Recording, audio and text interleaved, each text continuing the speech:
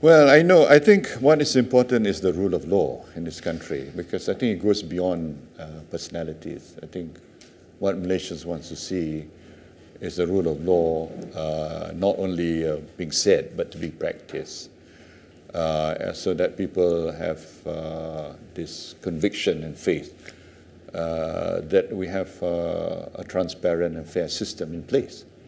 So this is not a test about me, it's a test about the system, whether the system can reflect that, the trust that people must have in the system. The system should not be, unduly influenced or manipulated in any way that to raise doubts about the integrity of the system. I believe in my innocence. Therefore, the only way that I can clear my name is through a system that's fair and system that is predicated on the clear meaning, the true meaning of the rule of law. Assuming that there's a trial, do you think that it's going to get a fair trial? I cannot say so one way or the other, but I'm hoping, because this is a test, as I said, the test of the Malaysia that we want. A Malaysia that can rely on its institutions, a system of justice, law. No one is guilty until proven guilty, and everybody has a chance to prove himself under the system. And that was the Malaysia promise to us? That's the Malaysia promise to us, yes. I had no idea. I had no inclination and no desire to leave the country. All I wanted was a short holiday with my family. Even that was deprived, you see. That was the only reason I wanted to go away. Never planned that no. you would leave the country? No, I mean, once you leave the country, it's a presumption of guilt. And you're a fugitive for the rest of your life. I'm not prepared for that, because this is the country. This is my country. I'm not going to leave this country.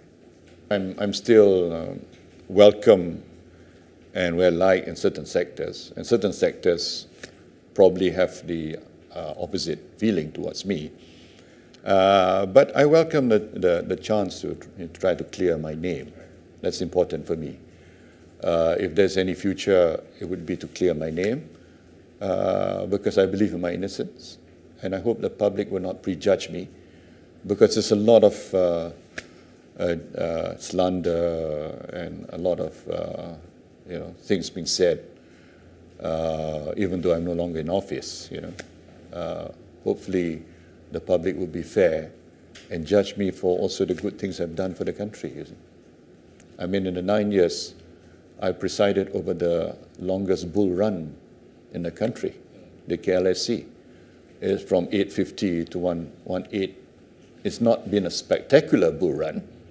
It's been a slow but steady increase, which is more sustainable.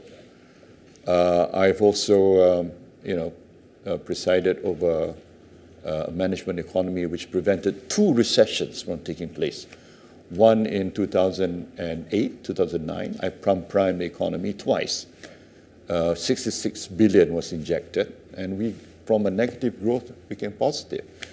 And when the oil price collapsed 2.5 years ago, we should have been in recession and commodity prices. Yet, because of our policies and because of GST, we've managed to recover, you see. And my concern about removing GST or zero-rated GST is that you don't have the buffer. You don't have the revenue. If this external economy is weak, you do not have the buffer, a fiscal position, space, to increase domestic demand, to prevent another recession from taking place. I believe in short-term pain for long-term gains. Unfortunately, the Pakatan wanted short-term gains, but, well, you lose that fiscal space, to have that reserve capacity in case the external economy weakens. And it's not impossible for us within 1 year to be in recession. And that's why this GST zero-rated removal is a huge mistake for the country? Well, I think basically they shouldn't continue this path of blaming the previous government, you see, for everything, because I think the script is that because of our management, and of course they accuse me and the government of corruption and all that, which is preposterous. I mean, to the extent of the accusation, saying that our debt reached 1 trillion when actually it's 686, and all the international rating agencies maintain that 686, you see. Even Bank Negara maintains 686, but they keep on talking about 1 trillion, which has spooked the market. So now I think for more than almost 48, 49 days now, the market is on a downturn. There's been net selling between... But that could be also, outside influences now. Yeah, it could be outside, but the selling, the net selling has been on a sustained basis, and it's the worst performing stock market.